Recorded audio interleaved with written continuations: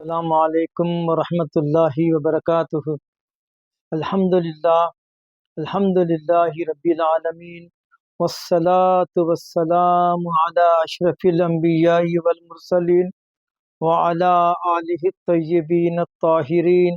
وصحبہ الاکرمین اجمعین ومن تبعہم بإحسان الی یوم الدین، اما بعد فاعوذ باللہ من الشیطان الرجیم،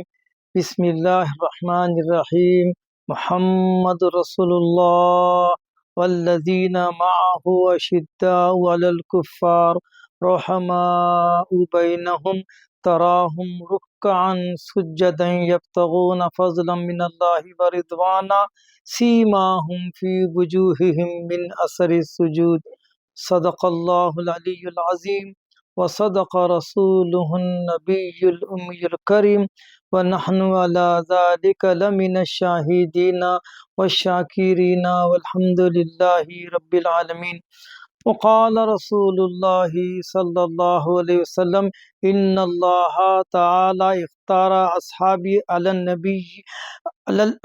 ان اللہ تعالی اختار اصحابی علی العالمین سوى النبیین واختار منہم اربعۃ من وهم خیر اصحابی ہم ابو بکر و عمر و عثمان و علی رضی اللہ تعالی عنہ۔ وقال علیہ الصلاۃ والسلام لا یجتمع حب هؤلاء الاربع الا فی قلب مؤمن وهم ابو بکر و عمر و عثمان و علی رضی اللہ تعالی عنہ۔ معزز سامعین کرام، سیدنا ابو بکر صدیق رضی اللہ تعالی عنہ غار یار مزار، خلیفہ اول اور سلسلہ نقشبندیہ کے مؤسس، ان کی یاد میں یہ لیکچر جو ہے جاری کیا جا رہا ہے۔ آج کے اس فتن دور میں جہاں اصحاب کرام کے بارے میں جو ہے اعتراضات کی بوچھار ہو رہی ہے، وہیں پر ائمہ اربع یعنی امام اعظم، امام جو ہے شافعی، امام حنبل، امام مالک، ان کے اوپر بھی اعتراض ہو رہا ہے، اور یہ کہہ رہے ہیں کہ ہم تو نبی کے ماننے والے ہیں، ہم حدیث کے ماننے والے ہیں، یہ لوگ جو ہے کوئی جو ہے امام اعظم کو ماننے والا ہے، کوئی حنفی ہے، کوئی شافعی ہے، کوئی مالکی ہے، کوئی حنبلی ہے، ہم تو جو ہے حدیث کو ماننے والے ہیں۔ اس طرح سے لوگوں کو جو ہے گمراہ کیا جا رہا ہے۔ ایسے دور میں میں مبارکباد دیتا ہوں اس چینل کے تمام اصحاب کو اور ذمہ داروں کو کہ انہوں نے بہت ہی اہم قدم اٹھایا ہے عقائد صحیحہ کی ترویج اور جو ہے تشریح میں اور اس کی اشاعت میں۔ اور میں پھر ایک مرتبہ مبارکباد دیتے ہوئے دعا کرتا ہوں کہ ان اصحاب کی اس مسائی جمیلہ کو قبول فرمائے اور ان کو دارین میں یا رب العالمین اس کا اجر عظیم عطا فرمائے۔ ناظرین کرام، ابھی جو آیت شریفہ آپ کے سامنے تلاوت کی گئی وہ سورہ فتح کی ہے، جس میں صحابہ کرام کی شان بیان کی گئی ہے۔ محمد رسول اللہ، محمد اللہ کے رسول ہیں، محمد رسول اللہ صلی اللہ علیہ وسلم، محمد اللہ کے رسول ہیں۔ والذین معہ، اور جو لوگ ان کے ساتھ ہیں، اشداء علی الکفار، بہت ہی سخت ہیں کافروں پر، رحماء بینہم، آپس میں بہت رحم کرنے والے ہیں، اور سیماہم فی وجوہہم، ان کے چہروں کو دیکھو، ان کے سجدوں کے اور ان کے جو ہے نمازوں کی وجہ سے ان کے چہروں پر قلب کے اندر جو نور ہے اس کی شعائیں پڑ رہی ہے۔ سیماہم فی وجوہہم من اثر السجود، یہ تمام آیتیں صحابہ کرام کی جو ہے نعت میں، عظمت میں بیان کی گئی ہیں۔ یہ چونکہ لیکچر خاص مختص ہے سیدنا ابی بکر رضی اللہ تعالیٰ عنہ کے لیے، تو اسی لیے ان کی شان میں سورہ لیل میں یہ آیت اتری، فَأَمَّا مَنْ أَعْطَى وَصَدَّقَ بِالْحُسْنَى، فَأَمَّا مَنْ أَعْطَى وَصَدَّقَ، فَأَمَّا مَنْ أَعْطَى وَاتَّقَى وَصَدَّقَ بِالْحُسْنَى۔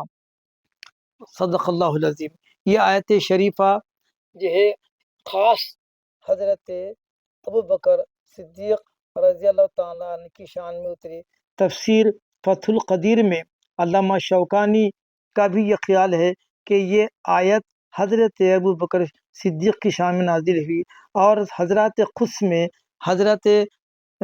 سرہندی کے خلیفہ جو اس کے مؤلف ہیں انہوں نے بھی کہا، حضرت امام جعفر صادق رضی اللہ تعالیٰ عنہ کا یہ ماننا ہے کہ یہ آیت حضرت ابو بکر صدیق کی شان میں اتری گئی ہے۔ واقعہ یوں ہے کہ حضرت ابو صدیق بہت ہی سخی تھے،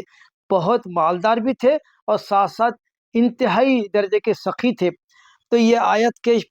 پس منظر میں ایک دو واقعات ہیں، سن لیجئے کہ ایک مرتبہ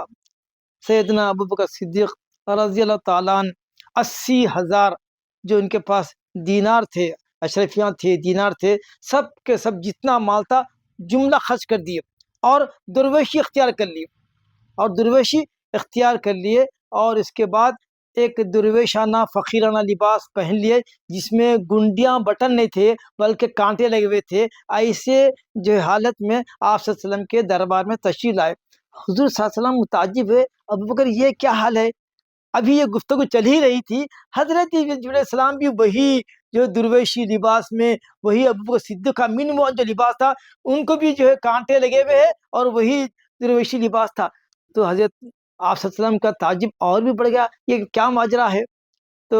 حضرت جبرائیل نے فرمایا، یا رسول اللہ علیہ وسلم، آپ جانتے ہیں کہ آج اللہ نے کل فرشتوں کو یہ حکم دیا ہے کہ سب فرشتے ابو بکر کا جیسا لباس اور فقیری کی وضع اختیار کر لیں، تو میں بھی اللہ کے حکم پر ابو بکر کی نقل میں یہ لباس پہن کر آیا ہوں۔ تو وجہ کیا ہے؟ ابو بکر ایسا کیا کام کیے؟ یہ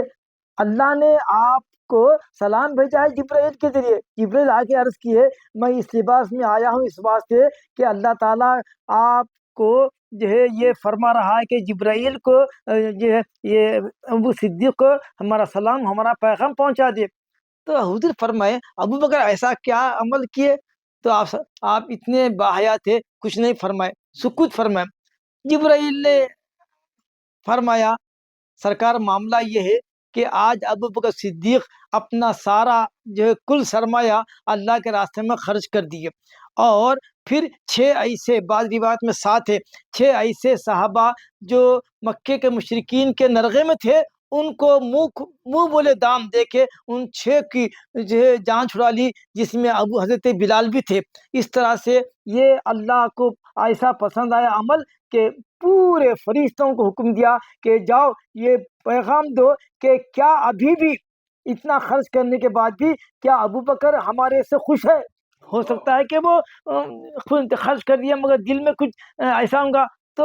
اب حضور فرمائے، ابو بکر کیا تم ایسی حالت میں جب کہ پورا مال اللہ کے راستے میں خرچ کر دیے اور فخر و فاقہ اختیار کر لیے، اب بھی اللہ سے خوش ہے؟ تو سرکار کے اس فرمانے پر اللہ تعالیٰ کے اس سوال پہ کیا میں خوش ہوں نہیں ہوں، اللہ تعالیٰ سے یہ اس جو ہے سوال کے جواب میں حضرت صدیق 3 مرتبہ مارے جوش میں اللہ اکبر، اللہ اکبر، اللہ اکبر، میں خوش ہوں، میں خوش ہوں، میں خوش ہوں، اللہ کے جو ہے راستے میں مال خرچ کر کے مجھے افسوس نہیں بلکہ مجھے خوشی ہو رہی ہے۔ تو حضور صلی اللہ علیہ وسلم بھی بہت خوش ہوئے۔ تو اس میں حضرت ابو صدیق کی سخاوت کا جو ہے پتہ چلتا ہے کہ کتنے غایت درجے کے آپ سخی تھے۔ اور پھر جنگ تبوک کا جب معاملہ آیا تو تمام صحابہ سے آپ نے فرمایا کہ موسم بہت شدید ہے، حالات نامساعد ہے، لہٰذا اپنے اپنے تعاون پیش کریں۔ تو سب صحابہ اپنے اپنے حسب استطاعت تعاون پیش کرنے کے لیے آگے بڑھے، اور ڈھیر سارا سامان لگا، اناج کا، کپڑوں کا، اشرفیوں کا ڈھیر سارا لگا۔ حضرت عمر رضی اللہ عنہ فرمائے دل میں سوچ لیے آج ہے موقع ابو بکر سے بڑھنے کا، کیونکہ ابو بکر کے پاس اتنا مال نہیں جتنا کے پاس میرے پاس مال ہے۔ چنانچہ حضرت عمر رضی اللہ عنہ تشریف لائے اور عرض کیے، یا رسول اللہ، یہ عمر کی طرف سے یہ تعاون ہے، نذرانہ ہے، یہ ہدیہ جو بھی ہے۔ پھر آپ نے تمام صحابہ سے جس طرح دریافت کیا، آپ نے حضرت عمر سے بھی دریافت کیا کہ کیا لائے ہو، کیا گھر میں چھوڑ کے آئے ہو؟ تو بولے یا رسول اللہ صلی اللہ علیہ وسلم، آدھا مال جو ہے میں آپ کی خدمت میں ہے اور آدھا مال میں گھر میں چھوڑ کر آیا ہوں۔ اس طرح سے تمام صحابہ اپنے اپنے کوائف بیان کر دیے۔ آخر میں حضرت ابو صدیق رضی اللہ تعالیٰ عنہ تشریف لائے، جو جن کی پوٹری سب میں کم تھی، کوانٹٹی میں سب میں کم مگر کوالٹی میں سب میں اعلیٰ تھی۔ کیوں کہ جب آپ پوٹلی لا کے سرکار کی خدمت میں پیش کر دیے، سرکار نے دریافت کیا، یا ابا بکر کہ گھر میں کیا چھوڑ کے آئے ہیں، گھر میں کیا چھوڑ کر آئے ہو؟ تو آپ نے فوراً فرمایا اللہ اور اس کا رسول، کل جو میری ملکیت، کل سرمایہ آپ کی خدمت میں پیش کر دیا ہوں، گھر میں صرف اللہ ہے اور اس کا رسول ہے۔ یہ تھا حضرت ابوبکر صدیق کا جو ہے مال خرچ کرنا اور اسلام کے لیے اپنی جو ہے قربانیاں پیش کرنا۔ جب ہجرت کا موقع آیا تو حکم ہوا کہ آپ صلی اللہ علیہ وسلم کو کہ ہجرت کرنا ہے، تو پھر آپ نے فرمایا میرے ساتھ ہجرت کون کریں گے؟ تو فرمایا آپ کے ساتھ السلام فرمائے آپ کے ساتھ ہجرت آپ کے ساتھ ہی ابو بکر رضی اللہ تعالیٰ عنہ کریں گے۔ چنانچہ ابو بکر رضی اللہ تعالیٰ عنہ کو جب معلوم ہوا تو بہت خوش ہوئے، اور آپ بھی جو ہجرت کے لیے تیار ہوئے۔ اور جتنا طویل واقعہ ہجرت کا ہے آپ کو معلوم ہے، ہم مدینہ شریف مکہ شریف میں جاتے ہیں، ذرا غار ثور کا جائزہ کھڑے کے لیجئے، کبھی سوچئے کہ کس طرح سے حضرت ابو صدیق آپ صلی اللہ علیہ وسلم کو اپنے کندھے پر بٹھا کے پنجوں کے بل اتنے بڑے جو ہے غار ثور کی اونچائی پہ چلے۔ آپ اور ہم تصور نہیں کر سکتے، مگر یہ عشق رسول تھا کہ پنجوں پہ آپ حضور کو بٹھا دے کندھوں پہ اور پنجوں میں چلے پورا۔ آج ہم نوجوان ہم جو ہے کھا کے پی کے پورے امن سے نہیں چل سکتے، مگر وہ عشق یہ نبی تھا جو ابو صدیق کو یہ کام کروایا کہ اوپر چڑھے۔ تب دیکھے کہ غار میں ایک پرانا غار ہے اور وہاں اس میں کوڑا کرکٹ بھی ہے، تو آپ چاہتے تھے اس غار میں آرام کرنا دشمنوں کے تعاقب سے بچنے کے لیے۔ تو آپ صلی اللہ علیہ وسلم سے حضرت صدیق نے عرض کیا رسول اللہ علیہ وسلم معلوم ہوتا ہے کہ یہ غار بہت پرانا ہے، کوئی موذی جانور کوئی موذی چیز جو ہے کہیں آپ کو ایذا نہ دے، پہلے میں جو ہے جا کے اس کی میں خبر لیتا ہوں اور اس کو صاف کرتا ہوں، پھر جب میں عرض کروں گا تو آپ تشریف لانا۔ چنانچہ آپ تشریف لے گئے اور دیکھے تو غار میں اندر جو ہے غار میں سوراخ پڑے ہوئے تھے، کیونکہ پرانا جو غار تھا، ہو سکتا وہ اس میں سانپ بھی ہوں گے، ہو سکتا اس میں بچھو بھی ہوں گے، ہو سکتا اس میں کوئی موذی چیز بھی ہوں گی۔ کیا کیا فوراً دیکھو، نہ کوئی کہیں لکھے ہوا تھا نہ کوئی حضور نے حکم دیا، فوری ابو بکر اپنا پہرن اتار دیے، اس کو پھاڑ دیے، خود جو ہے بغیر کپڑے کے ہو گئے، پیرہن پھاڑ کے ہر ایک جہاں سوراخ تھے بند کر دیے، مگر پیرہن بھی کم پڑ گیا، ایک سوراخ کھلا رہ گیا۔ تو آپ کیا کیے، ایک ایڑی کو اپنی پائی کی ایڑی کو اس کھول کے اس کی سوراخ پہ رکھ دیے اور اپنا دایاں جو ہے مطلب یہ پیر کا سطح دائیں ران پھیلا دیے اور عرض کیا رسول اللہ تشریف لائیے، اندر تشریف لائیے، آپ تشریف لائیے۔ چنانچہ آپ غار پورا صاف کر کے جب دیکھے تو پھر عرض کیے تو آپ صلی اللہ علیہ وسلم تشریف لائے اور زانوں پہ آپ کے آرام کرنے لگے۔ تو کیا دیکھتے ہیں کہ اس میں تفصیل کا واقعہ ہے کہ ایک سانپ تھا جس کی تمنا تھی کہ آپ کا دیدار کروں، ابو بکر اس کے راستے میں حائل تھے، تو وہ سانپ ایسا ڈسا کہ ابو بکر کی جو ہے آنکھوں سے آنسو نکل گیا، مگر اف تک نہیں کہے، مگر تکلیف برداشت نہیں ہو سکی، آنکھوں سے آنسو جاری ہو گئے اور رخ انور پر آنسو گر گئے۔ جب آنکھ کھلے آپ کے، اور نبی کی آنکھ نہیں سوتی، دل نہیں سوتا، آنکھ بھی بند رہتی، مگر نیند جیسے ہماری ہے وہ غفلت کی نیند نہیں، فوری آنکھ آپ کے بند تھے مگر آپ کا قلب بیدار تھا۔ بولے ابو بکر، بولے یا رسول اللہ ایسا واقعہ ہے، فوری آپ نے لعاب دہن جو ہے لگائے اور وہ جو ہے ایڑی پر لگا دیے، اس کا اثر ختم ہو گیا۔ اب بتائیے یہ عشق و محبت کا معاملہ کس نے سکھایا تھا، کس نے کہا تھا؟ ابو بکر کے اپنے دامن کو تار کر کے اور جو یہ بد کے اپنی جان پہ کھیل لے کے حضور کے لیے اتنا سب کیے، یہ ہے محبت۔ اس کے لیے کوئی فتوے کی ضرورت ہے، نہ کوئی حدیث کی ضرورت ہے، نہ کوئی حکم کی ضرورت ہے، عشق سب کچھ کراتا ہے، عشق سب کچھ کراتا ہے۔ تو عرض کرنا یہ حضرت ابو صدیق رضی اللہ تعالیٰ عنہ کی شان میں جو ہے کئی آیتیں اتری، جس میں ایک آیت میں آپ کو سنا دیا، اور آپ کو معلوم ہے قرآن مجید کے بیشتر آیتوں میں حیرت کی بات ہے کہ جو ترتیب آپ صلی اللہ علیہ وسلم فرما دیے، ابو بکر و عمر و عثمان و علی، اور تفسیر میں بھی یہی ترتیب ہے، مثلا والعصر ان الانسان لفی خسر الا الذین آمنوا وعملوا الصالحات وتواصوا بالحق وتواصوا بالصبر. مفسرین لکھتے ہیں یہ والعصر ان الانسان مطلب کافر. بعض تو لکھ دیا ابو جہل کیا ہے؟ خسارے میں ہے، گھاٹے میں ہے. پھر اس کے بعد الا الذین آمنوا حضرت ابو صدیق، وعملوا الصالحات حضرت عمر، وتواصوا بالحق حضرت عثمان، وتواصوا بالصبر حضرت علی. چاروں کی ترتیب ہے. پھر اس کے بعد وہ سورہ آل عمران کی آیت ہے ومن یطیع اللہ ورسول فاولئک مع الذین انعم اللہ علیہم من النبیین والصدیقین والشہداء والصالحین. اس میں نبیین سے مراد آپ صلی اللہ علیہ وسلم ہے، صدیقین سے مراد ابو بکر صدیق ہے، اور شہداء سے مراد تینوں شہداء ہے، صالحین سے مراد صحابہ کرام ہے. اور ادھر جو سورہ آل عمران کی ایک اور آیت ہے کہ الذین کیا کاظمین الغیظ کیا ہے الذین ینفقون فی السراء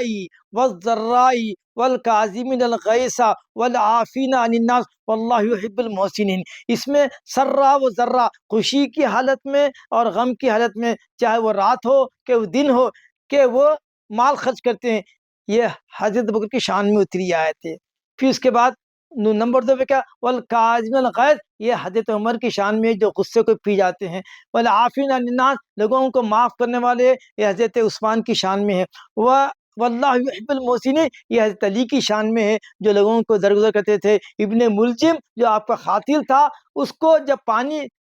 پیش کیے، آپ کو پانی پیش کیے تو آپ نے فرمایا ابن پہلے وہ پریشان ہے، اس کو پانی دو، اگر یہ پی لیتا ہے تو میں اس کو معاف کرتا ہوں، میں شفاعت بھی کروں گا قیامت کے دن. مگر ابن ملجم بدبخت تھا، انکار کر دیا، تو بولے وہ جہنمی، تو میں کیا کروں، میں تو اس کو بخشنے کو تیار تھا. یہ ہے واللہ یحب المحسنین، حضرت علی کی یہی شان ہے. اور یہ اس طرح سے ایک جو حدیث میں نے صدر بیان میں عرض کیا ہے، بہت اہم حدیث ہے وہ کہ لا یجتمع حب ہؤلاء الاربع الا فی قلب مؤمن وهم ابو بکر و عمر و عثمان و علی، کہ یہ چار وہ لوگ ہیں جن کی محبت سوائے مومن کے قلب میں کسی اور میں نہیں جا سکتی، کسی اور کے دل میں ان چاروں کی محبت نہیں آ سکتی. وہ چاروں کون ہیں؟ پھر ترتیب سے فرمایا ابو بکر، وہ عمر، وہ عثمان، وہ علی، یہی ترتیب سے آپ نے جو ہے فرمایا. تو یہ جو ترتیب ہے صحابہ کی، حضرت بندہ نواز کا بھی جو یہی عقیدہ ہے، حالانکہ وہ جو ہے حسینی ہے، حسینی سادات ہے، مگر وہ بھی اسی ترتیب کے قائل ہے کہ میں جو خلفاء کی جو عظمت اور ان کی بزرگی میں جو ترتیب آئی ہے، میں اس ترتیب کے قائل ہوں. ابو بکر، وہ عمر، وہ عثمان، وہ علی، میں اسی ترتیب سے خلفاء کو مانتا ہوں. حضرت بندہ نواز کے اس قول کے بعد اب ہم کو کسی اور کی جو اپنے سرٹیفکیٹ کی اور ہمارے کسی اور کی مطلب سند کی ضرورت نہیں ہے. بندہ نواز جیسے جو سلطان القلم جو بارگاہ ہے جو نومی میں مقبول ہے، اور جو خطب دکن ہے، آپ فرماتے ہیں. اور ایک حدیث ہے کہ قوت القلوب میں علامہ ابو طالب مکی فرماتے ہیں جتنے اقطاب ہیں دنیا میں وہ سب کے سب ابو بکر کے جو ہے ماننے والے آپ کی اتباع میں ہیں، اور آپ کے جو ہے قدم بقدم میں. جتنے اقطاب عالم میں، اقطاب کے بعد درجہ آتا اوتاد کا، پھر اس کے ابدال کا، تو جتنے ہر زمانے میں جو قطب ہے وہ حضرت ابو صدیق کے مرتبے پہ قائم ہے، مقام پہ قائم مقام ہے، یہ مقام ہے. اور فرماتے ہیں کہ ایک دلچسپ واقعہ اور بھی سن لیجئے کہ حضرت ابو صدیق رضی اللہ تعالیٰ عنہ کے ایمان لانے کا واقعہ بھی بہت ہی دلچسپ ہے. ایک مرتبہ آپ خواب دیکھے کہ آسمان سے ایک نور اترا، وہ نور کعبے پہ اتر کے بکھر گیا، اور مکے کے ہر گھر میں کچھ نہ کچھ وہ نور کا حصہ پہنچ گیا، سب جو ہے مکے کے گھر روشن ہو گئے. پھر بعد میں وہ نور جو مختلف حصوں میں گھر میں منقسم ہو گیا تھا، وہ نور پھر مجتمع ہوگا، اور سارا کا سارا نور میرے گھر میں آیا، اور نور تو میرے گھر میں دیکھ رہا ہوں. اب اس کے بعد میری آنکھ کھل گئی، راہب کے پاس گیا، میں جا کے پوچھا یہ واقعہ کیا ہے، تو بولے یہ یہ بے خوابی کا ہے، ایسے یہ اضغاث و احلام میں اس کی حقیقت نہیں ہے، کیونکہ وہ خود جو ہے کم علم تھا، وہ سمجھا نہیں اور وہ سنی انسنی کر دیا. اس کے بعد تجارت کے سلسلے میں آپ شام کو جب گئی تو بحیرے سے ملاقات ہوئی، جو بڑا راہب تھا، وہ بڑا عالم تھا عیسائیوں کا، نصرانی کا. اس کے پاس قیام ہوا، تو پھر زمانے کے بعد وہ جو خواب دیکھے تھے وہ خواب پھر یاد آیا، وہ چلو اس سے راہب سے پوچھ لیں گے۔ تو راہب سے پوچھے کہ میں نے ایک زمانہ ہوا ایک خواب دیکھا، کیا خواب دیکھا؟ تو ایسا سا راست آسمان سے نور اترا، اور وہ نور جو ہے کعبے پہ اتر کے بکھر گیا، اور مکے کے ہر گھر میں جو ہے وہ اس کا اجالا ہو گیا۔ بعد میں وہ نور پھر مجتمع ہو کے میرے گھر میں آ گیا۔ اسی کی عادت جو ہے، اس کی کیا جو ہے تعبیر ہو سکتی؟ تو بحیرے نے کہا تم کون ہے؟ بولے تم کون ہے؟ تو بولے مکے کا میں ایک جو ہے اعلیٰ خاندان کا میں ایک فرد ہوں۔ اچھا دیکھو، مکے میں ایک نبی آنے والے ہیں، مکے میں آخری زمان نبی آنے والے ہیں، تم ان کے حیات میں وزیر بنیں گے، تم ان کی حیات میں وزیر بنیں گے، اور ان کے پردہ فرمانے کے بعد تم خلیفہ بنائیں گے۔ یہ ہے خواب کی تعبیر۔ جاؤ اب اس کے بعد جب آپ سفر سے واپس ہوئے تو ادھر مکے میں آپ کی جو نبوت کا اعلان فرمایا آپ، اور حضرت صدیق سے جو چونکہ مردوں میں سب سے زیادہ سمجھدار تھے، اور جو ہے بہت ہی جو کیا بولتے ہیں عقل مند اور جو ہے فکر آدمی تھے، تو حضور صلی اللہ علیہ وسلم آپ کے سامنے اسلام پیش کیے۔ تو عذرا ہے کیا مطلب اطمینان قلب پوچھے سرکار آپ کی نبوت کی دلیل کیا ہے؟ میں ماننے تیار ہوں آپ نبی ہے، ایک دلیل ہونا نا سرکار۔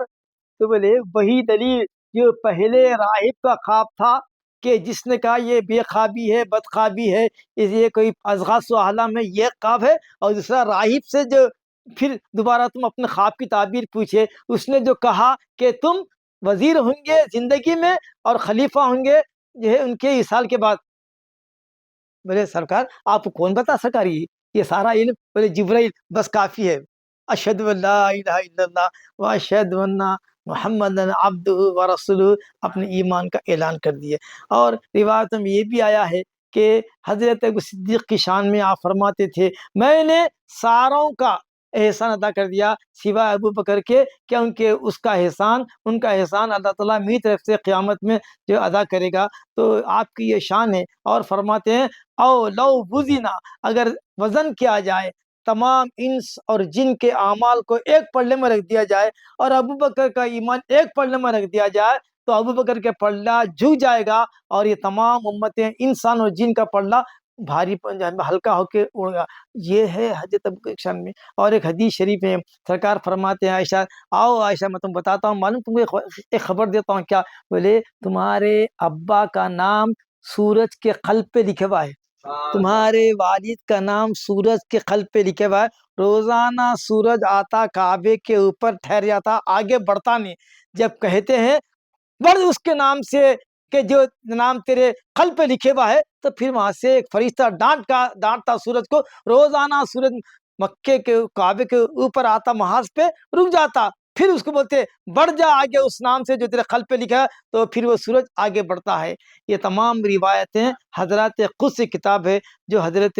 سر ہندی مجد الفسانی کے جو ہے خلیفہ بزرگ ہے، کتاب میں احادیث کا حوالہ ہے، بہت ہی مدلل اور محقق باتیں، ان تمام کی تحقیق کر لیجئے۔ تو عرض کرنا یہ ہے کہ آج ہم حضرت ابو کی شان میں یہ کہہ رہے ہیں کہ پہلے علی کا نام آنا، پہلے اور جو ہے اہل بیت کا نام آنا، اور اس کے بعد پھر خلفاء دوسرے خلفاء کا نام آنا۔ حالانکہ آپ ذرا غور سے دیکھیں تو حضرت ابوبکر کون ہے معلوم؟ آپ صلی اللہ علیہ وسلم کے خسر ہے، خسر ہے۔ حضرت عمر کون ہے؟ آپ کے خسر ہے۔ اور بی بی عائشہ، بی بی حفصہ، یہ دونوں ازواج مطہرات ہیں، گھر والے ہیں، اور گھر والوں کے والد گھر والے نہیں ہوتے،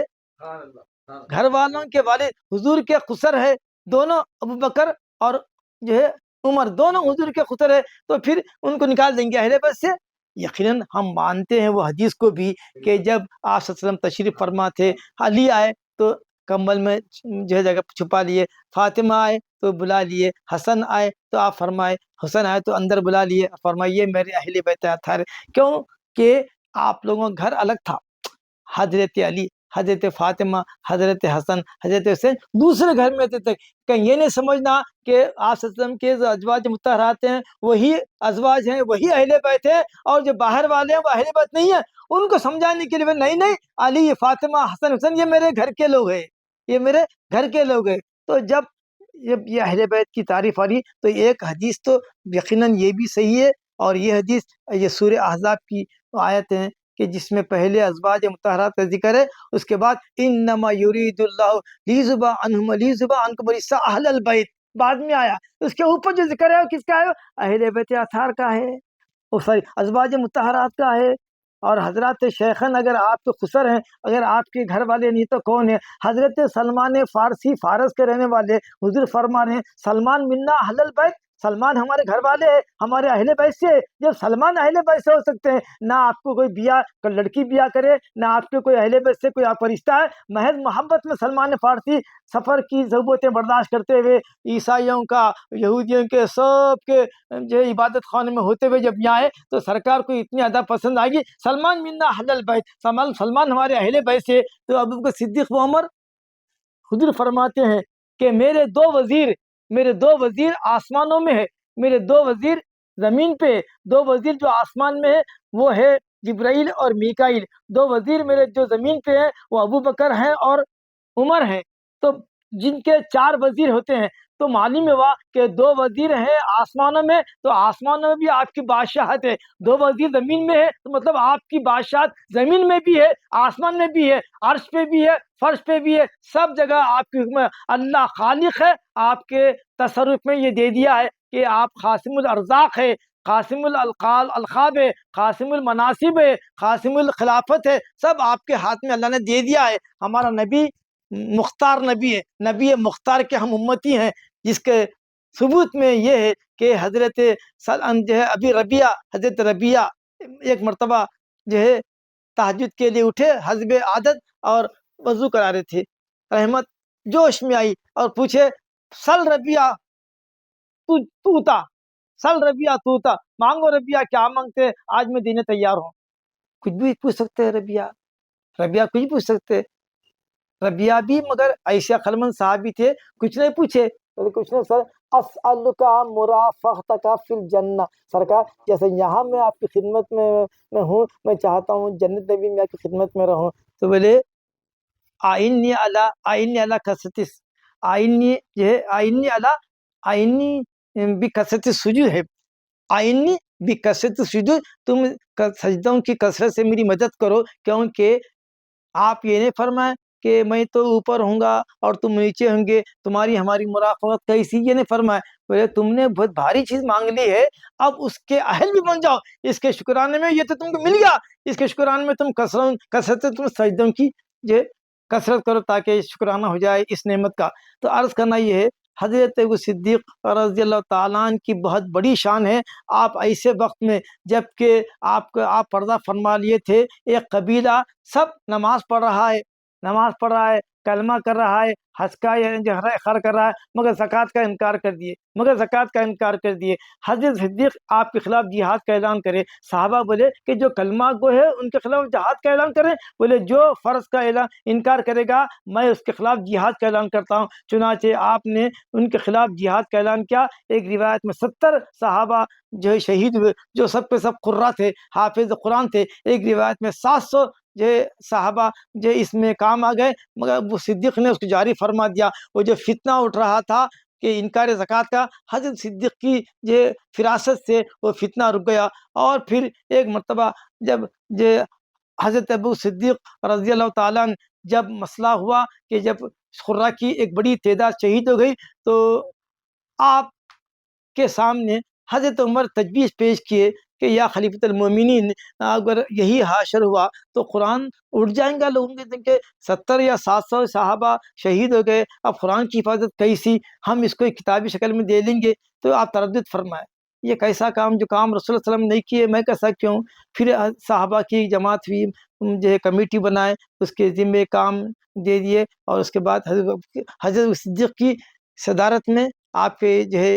ادارت میں، آپ کے دور میں قرآن مجید جو مختلف ہڈیوں پہ، چمڑوں پہ منتشر حالت میں تھی، اور بعض صحابہ کے سینے میں محفوظ تھا، وہ کمیٹی کے اصحاب وہ ایک جو ہے سورے کو 2 صحابہ سے چنتے تھے،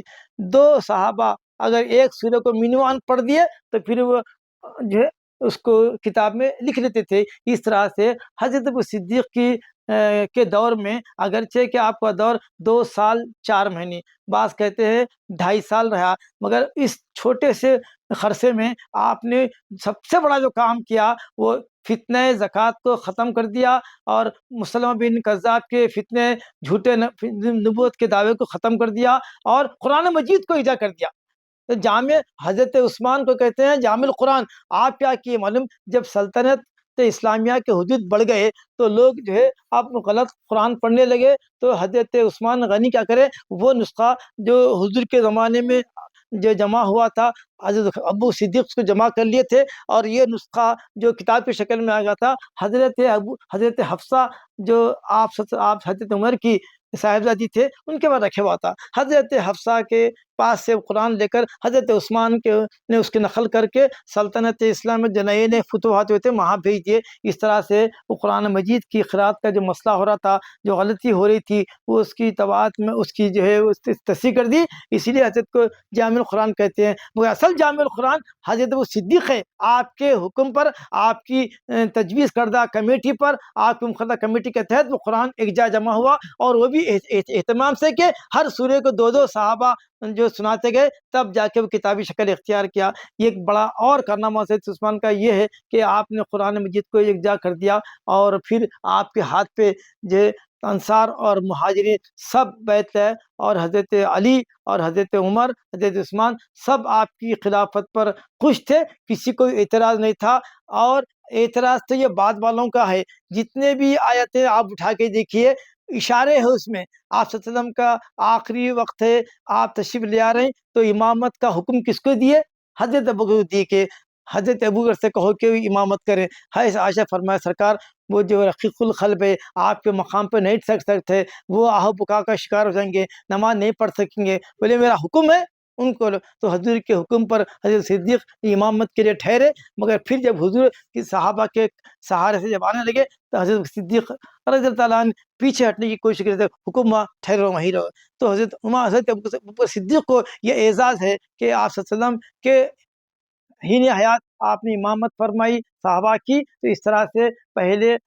خلیفہ کی طرف اشارہ تھا۔ بلکہ ایک روایت میں یہ ہے، عائشہ فرمائے عائشہ اپنے بھائی کو اور اپنے بابا کو بلا لو تاکہ میں لکھ دوں کہ ان کے بعد کوئی خلافت کا مسئلہ نہ ہو، مگر وہ مسئلہ وہیں رہ گیا، کاغذ پر نہیں لکھا جا سکا۔ مگر حضور ارشاد فرما دیے تھے کہ میرے بعد اگر جو ہے وہ خلیفہ ہو سکتے ہیں تو وہ اشارتاً کنایتاً فرما دے ابوبکر ہے۔ مسجد نبوی کی تعمیر ہو رہی تھی، جب سب کھلا پلاٹ تھا، جب بنیاد پڑی سب سے پہلے نے آپ مسجد کا فاؤنڈیشن رکھا، پھر ابوبکر کو بلائے، پھر حضرت عمر کو بلائے، پھر حضرت عثمان کو بلائے، پھر حضرت علی کو بلائے۔ یہ اشارہ تھا، یہ ترتیب کا کہ میرے بعد خلفاء کی اس ترتیب ہوں گی۔ آپ چونکہ جو ہے اس خلافت کے منصب کو راست اس لیے فائز نہیں کیے کہ کل کے دن یہ نہ ہونا کہ اپنے اپنے رشتے داروں میں جو ہے خلافت لے لیے، یا انصار والے مہاجرین پر، مہاجر انصار صحابہ پر کوئی جو اعتراض نہ ہو، اسی لیے آپ نے اس کا مسئلہ چھوڑ دیا شورا پہ۔ تو تمام صحابہ اس میں کوئی شک نہیں، حضرت علی، حضرت